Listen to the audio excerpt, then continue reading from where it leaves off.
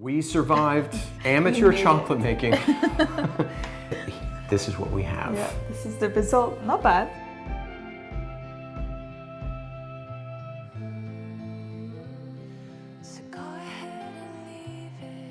Hey everybody, I'm Devin. And I'm Z. And together we are going to cook some chocolate. Seems like a good anniversary or Valentine's Day activity. What's more romantic than chocolate? And in this case, completely from scratch. It definitely looks very intimidating when you see these giant things and how this turns into beautiful chocolate. These do not look romantic at all. First off, we've never done this before. I don't know anything about this. We're just kind of going through everything that we've researched online. We thought, let's try that out. But we do know that if you want to make chocolate with your loved one on a special day, whether it's an anniversary or Valentine's Day, you actually, if you're gonna start with this, you gotta go, I guess, about a week early, start the whole process, right? Yeah. You need to ferment the inside, the cacao beans. You cannot skip that. I thought I could, and I was really wanting to skip it, but you cannot. Let's cut into this and see what this is all about. Whoa. Oh, weird. Wow, okay, so this is the inside. This is the thing that makes chocolate. Oh my God, it's a lot more slimy. Slimy. Because you see it on YouTube, but this is really slimy. Yeah, it is. It looks like something out of Aliens. Like, it does. It looks like. Listen. All right. What does it smell like to you? You're supposed to swish. Weird. It's really sour when you put it in your mouth. Yeah, I taste like a green apple. That doesn't make sense probably, but that actually, kind of sourness, you know? Green apple Jolly Rancher. Yeah, I think that's what it is. This is the inside of the slimy cacao bean. These are the actual nibs in there. Oh, it's bitter. So I've seen some people karate chop these. I dropped this one, that's what caused it. Tropical fruit pot. Nothing happened. Oh, I see it. Yeah. Oh, wow. That's so weird. But it came out, you know. Oh man, it is so slimy.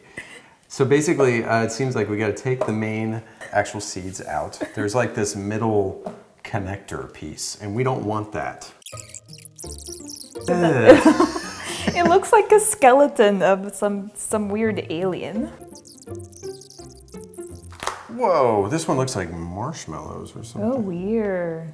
Yeah, so the marshmallow one and the other one. The slimy one. Oh my God, this one tastes like mango. Oh, it does taste like mango. Tastes like mango.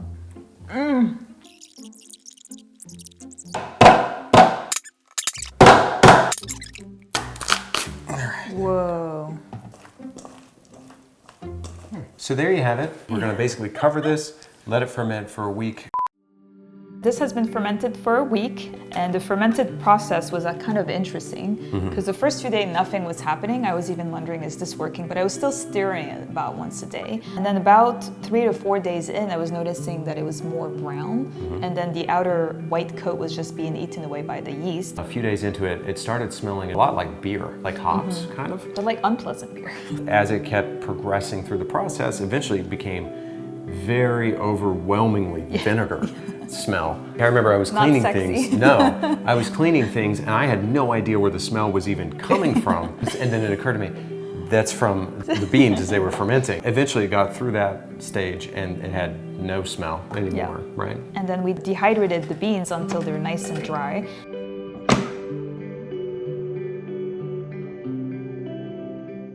We are 1 week and 1 day into the process, and this is the time at which we can finally turn our processed beans here into cocoa nibs so that we can actually make chocolate. But sometimes people just want to jump right to this step. And so what we thought is, if you don't have time, maybe your anniversary has snuck up on you, right? So we want to taste if it was actually worth making the fermentation process, or if you can just skip it all together and just go straight to the beans and just make life a lot easier and less stinky. Yeah, because so far this hasn't been very sexy.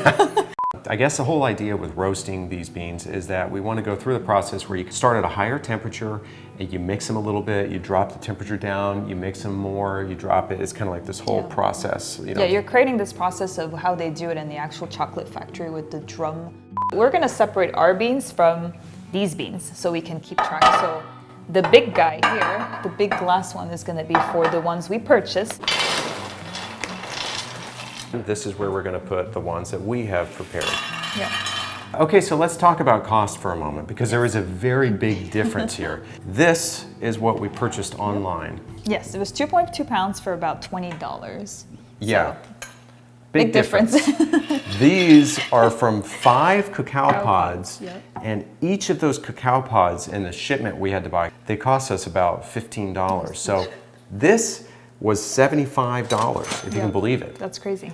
Yeah, big difference. That is $20 versus $75. Yeah, 75 makes your place smell a bit weird for about a week. 20, open it up, it's great. I don't know, I could be eating my words later as we kind of get through the whole process. I want to keep some cacao nibs for later on when we actually make other things like brownies or chocolate ice cream is something I kind of want to try. So we're just going to go ahead and roast it all. So we have an oven set for 350 degrees. We're going to start high, and the reason why is because that really will allow the bean to expand and it will make the husk and the cacao bean separate easier. So that's why you start high. Okay, so we just mixed those, rotated them, and we're going to keep going for another 5 minutes, and then after that what we're going to do is reduce the temperature by 25 degrees. So we're going to go from 350 to 325.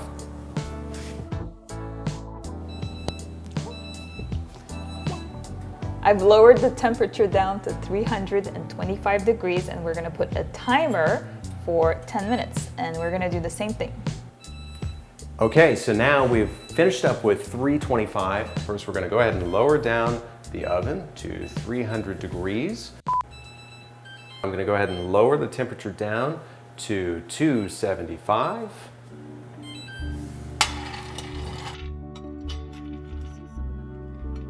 As part of, when we were planning this all out, we thought, okay, well, let's make some chocolate bars that are only chocolate, and then we'll have some others that have some fruits in there, right? A little bit more fancy, right? Yeah, mix it up a little bit. I mean, it doesn't have to only be chocolate. No. So we have different kinds of freeze-dried fruit that we're gonna use. First, we're gonna go with some strawberries, some blueberries, and some raspberries. While those freeze-dried fruits will probably end up in our actual bars, we're also gonna add to that some candied oranges and some dehydrated figs. I mean, might as well. I'm really interested in doing that. And we're gonna add some nuts too. So one for the color, which we're gonna do pistachios, and we're gonna do some hazelnut, which really marries beautifully well with chocolate. So I'm really excited. Yes, it's gonna be great.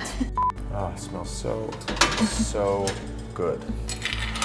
Wow, very, very rich chocolatey aroma, would you say? Oh yeah. Yes. It's like a dark chocolate brownie. Yeah. Now, once they cool down to room temperature, that's when we're gonna begin the whole process of winnowing. These have been cooling for quite some time. They're now, definitely down to room temperature, so they're pretty much ready for us to begin winnowing. What I'm gonna do is just kind of press on one of these. I could hear the pop there. Now, I'm just gonna peel that off. This is some of the husk I'm taking apart. Peel this off here, and you can see this is the cocoa nib right there. We are separating things out, and there it is, and this is the husk. And by the way, we're gonna keep these husks because we're gonna make chocolate tea from it. So we're gonna brew it later on. Yeah, so you can see this is gonna be a tedious part of the chocolate making. And I think for us, we're just gonna sit in front of the TV and do this. Netflix and winnow. We will see you guys when we husk all of these. Fun time. 5 heures plus tard. So we're gonna start processing this chocolate, and we're gonna make it into cacao powder. So we're gonna take our 1.5 cups of cacao nibs, and we're just gonna dump it all in here. Maybe I'll start with just 3 tablespoons to see. And you can always add sugar. So now let's blend this up and start making it into a paste. So it's gonna take a lot of blending.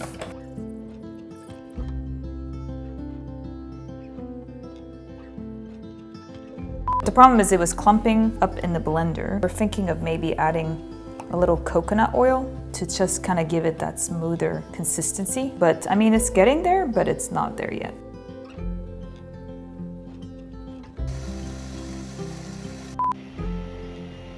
A little bit, I'm saying of everything. Yeah, look at that.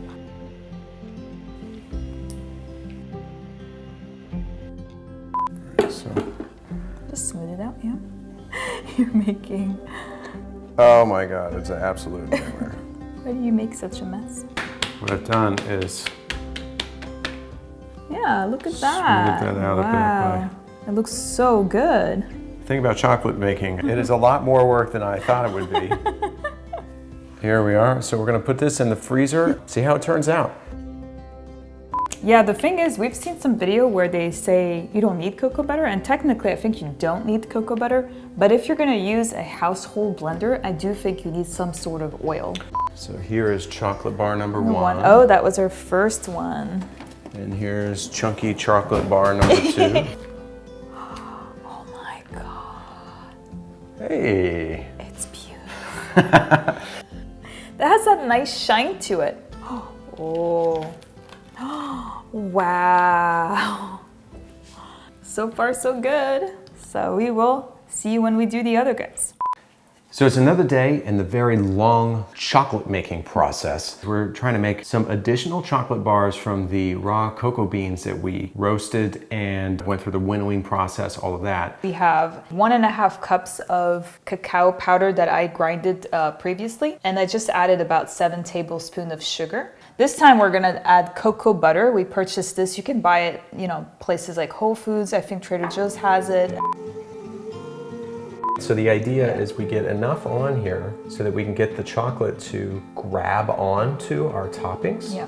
The idea is that the toppings don't just automatically kind of sink fully into the chocolate here if you have some of it that's been dried on it a little bit. This is the most fun part of the whole process because it's very artsy.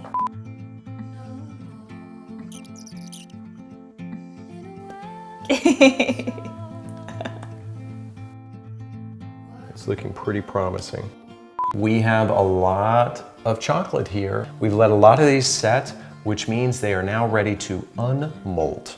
Ooh, oh, interesting. See the coconut. Ooh, the front is beautiful. Oh, that's gorgeous. This one is some beautiful strawberries, raspberries, nuts. This one is hazelnut and sea salt. We're gonna look at this one. I believe this is my raspberry bar. Very nice. So here we go. We're gonna start unmolding. Oh, wow. All right. That's beautiful. Oh my God. This looks great. We've got a nice kind of consistency. All right. That's not bad. Ooh, that's beautiful. So we'll put this down here.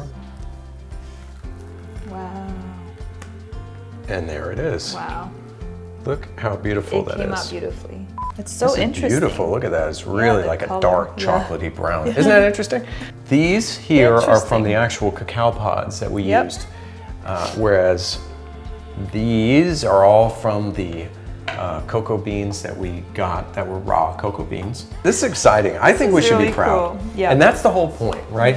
I mean, it may not be perfect, right? It may not be the best ever, like, you know, chocolatier or whatever, but we made this and you can do this. But now I think we have to try these. So that is good with the pistachios. The pistachios have like a nice little saltiness in there.